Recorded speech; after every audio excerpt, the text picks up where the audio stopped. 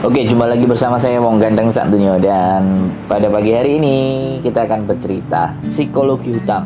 Jadi saya ingin menyampaikan bahwa banyak sekali urusan-urusan ini di Hong Kong yang curhat, yang cerita, yang ngomongin tentang masalah terlilit hutang.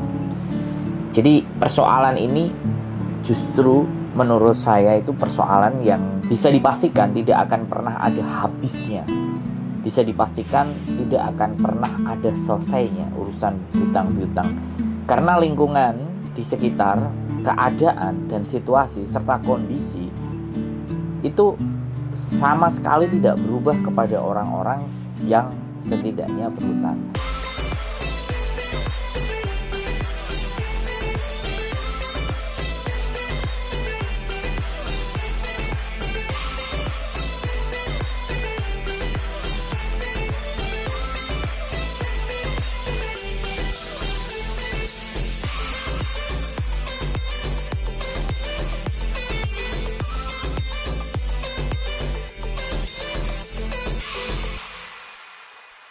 Saya bilang tidak ingin menyalahkan, tidak ingin mendiskreditkan, juga tidak ingin bahas hal yang jelek di dalam posisi berhutang ini. Kita bisa simpulkan bahwa berhutang adalah kegagalan finansial. Ya, kenapa saya bilang itu sebagai bentuk kegagalan finansial? Karena banyak faktor yang menyebabkan hutang. Beberapa yang saya amati, mohon koreksi ketika saya punya keliru atau salah. Saya amati adalah teman-teman itu meminjam uang. Yang pertama adalah faktornya orang tua sakit. Biasanya ini yang menjadi alasan. Jadi kejadian yang mendadak yang ada di rumah sana, dan kita tidak punya spare money atau kita tidak punya uang cadangan, dana darurat. Kalau orang-orang manajemen uang itu bilang dana darurat.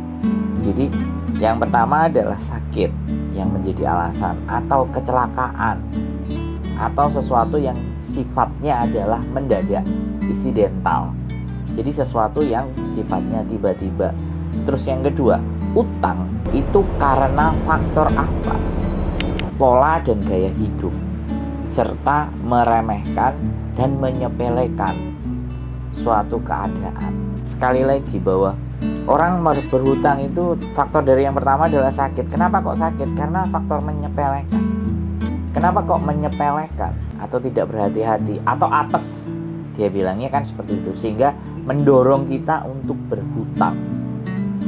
Nah, kita bahas. Nah, kalau masalah sakit, kecelakaan ini kan insidental. Nah, kalau sakit sebenarnya bukan mendadak, tapi itu bisa diprediksi.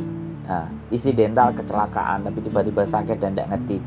Nah, ketika yang kedua adalah sakit itu sebenarnya bisa sangat kita prediksi. Penyakit itu datang dengan cara apa? Kontrol, cek semuanya.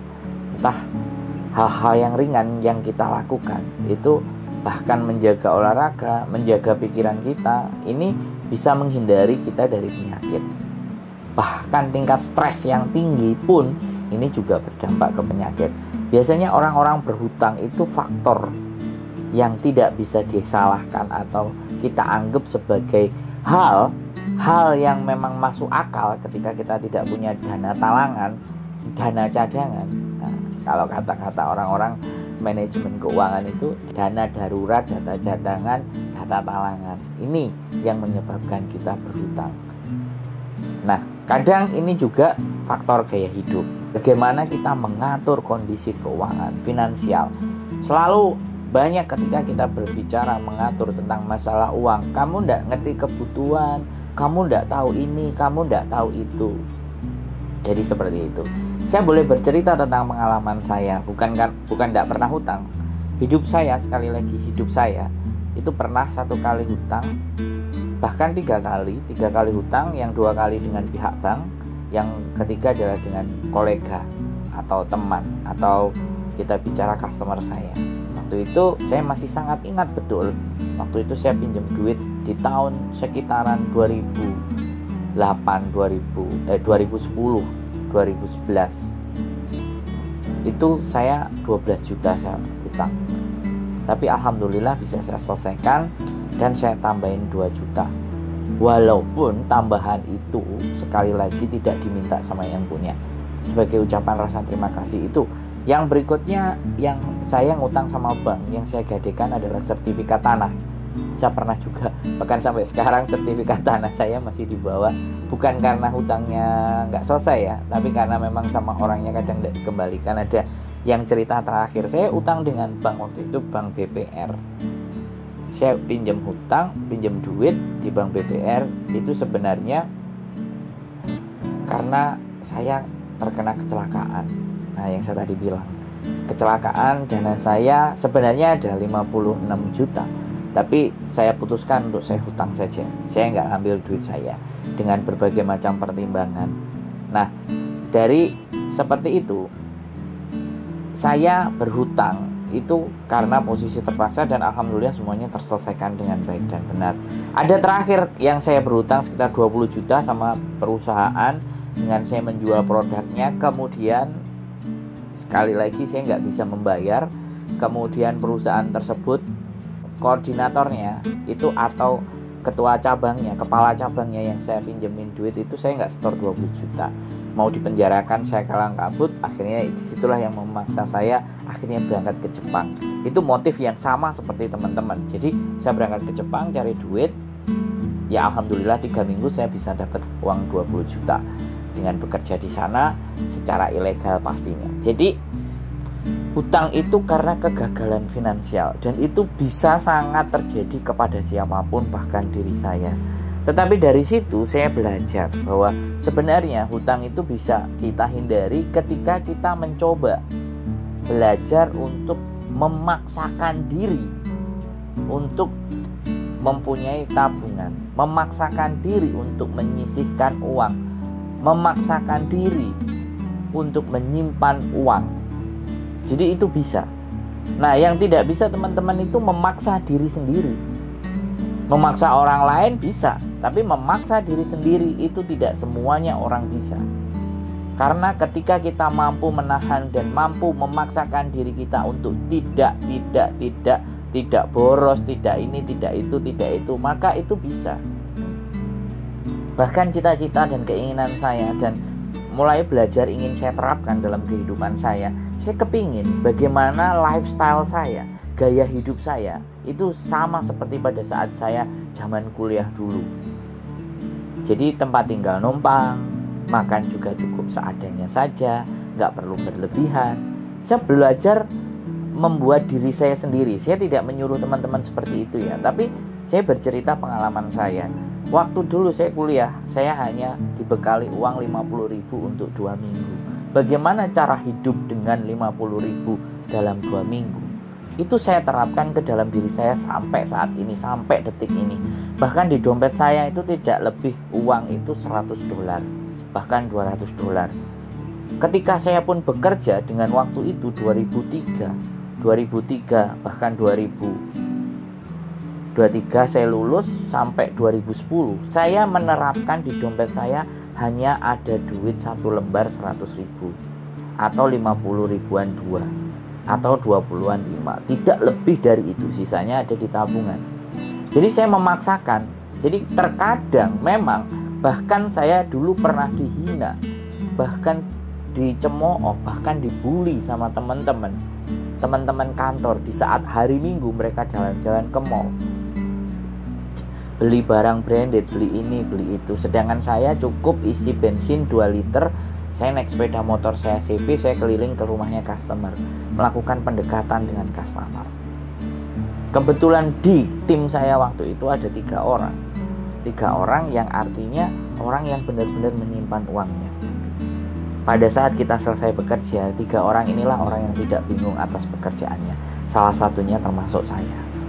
Jadi kegagalan finansial ini terjadi, dan faktor ketiga ini yang ada di Hong Kong, bukan di Indonesia. Ini ada di Hong Kong faktor ketiga, iming-iming. Ya, iming-iming ketika hutang dengan menggadaikan data atau dokumen pribadi kita, paspor. Nah, ini sebenarnya sindikat, atau ini sebenarnya kalau saya bilang itu kayak trap. Jadi banyak teman-teman yang masuk. Bahkan sekali lagi ada yang bilang ada beberapa banyak pinjaman-pinjaman yang artinya tidak terlalu formal dengan legalitas, saling percaya saja, pegang paspor. Nah, kalau teman-teman perhatikan, ini sesuatu yang istimewa. Sekali lagi, ini bukan tidak by design ya, tidak by setting ya. Bagi kita umumin pinjam duit, oke, cepet cair, pakai paspor, siapa orang yang tidak tergiur? Nah, kenapa para yang memberikan pinjaman tadi, ya kan, kreditur yang memberikan pinjaman tadi itu dengan gampang dan mudahnya? Karena mereka tahu aturan rule-nya, bahwa kalau dilihat paspornya 1 tahun itu kan kita pasti extend dan jogging, dan itu membutuhkan paspor. Kadang kalau finish habis pindah majikan, ini juga membutuhkan paspor. Jadi paspor ini alat yang sudah sangat sebenarnya penting bagi teman-teman untuk tidak diberikan kepada orang lain. Tapi daripada disimpan, mending disekolahin, dijadikan duit. Nah, di situ sehingga pada saat proses mau pulang, ganti extend visa, kemudian ganti majikan, atau tiba-tiba di interminate, sedangkan paspor kita ada di tempat di kreditur. Nah, ini yang menjadi masalah.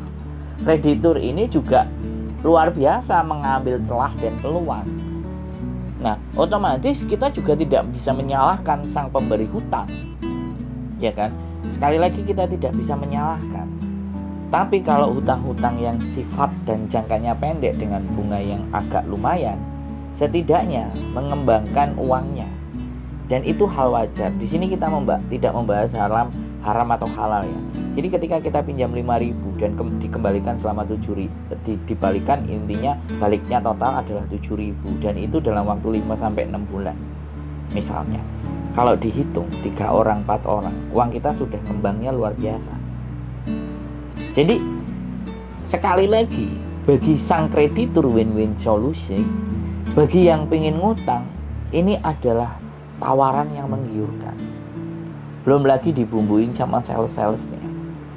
Nah, makanya teman-teman harus benar-benar bijak dan pandai secara finansial. Saya sangat mengerti dan saya sangat memahami kebutuhan teman-teman itu tidak segampang apa yang kita omongkan dalam teori.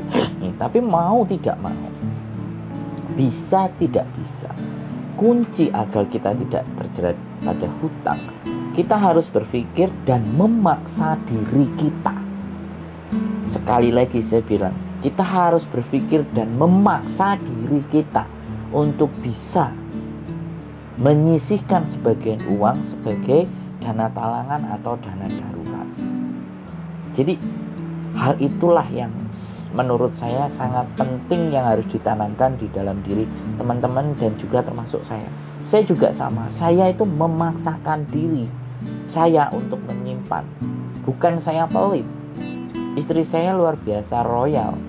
Sekali lagi teman-teman, belanja, baju, apa semuanya, kalau belanja itu tidak tanggung-tanggung. Namanya perempuan. Makanya saya paling tidak suka kalau suruh nganterin ke toko baju. Jadi saya selalu ketika ada dan toko sepatu, pokoknya belanja-belanja yang notabene-nya barang-barang yang dia kadang-kadang ingin, hasrat shoppingnya, saya selalu bilang sudah belum, ayo pulang, sudah belum. Saya selalu seperti itu, karena itu sebagai bentuk kontrol.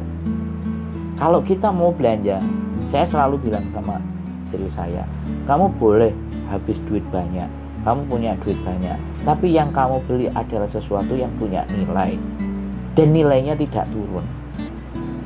Itu kamu boleh belanja, saya mengiyakan. Atau justru kamu belanja sesuatu yang bisa menghasilkan hal yang baru, misalnya kamera, ya kan, eksternal mikrofon. Jadi alat-alat yang menjadikan kita untuk bisa lebih kreatif, itu saya mengizinkan ke pasangan saya atau ke istri saya. Jadi saya memaksa membeli sesuatu yang nilainya itu semakin hari bukan semakin naik, tapi semakin turun. Oke, sedikit cerita ocehan saya, omongan saya.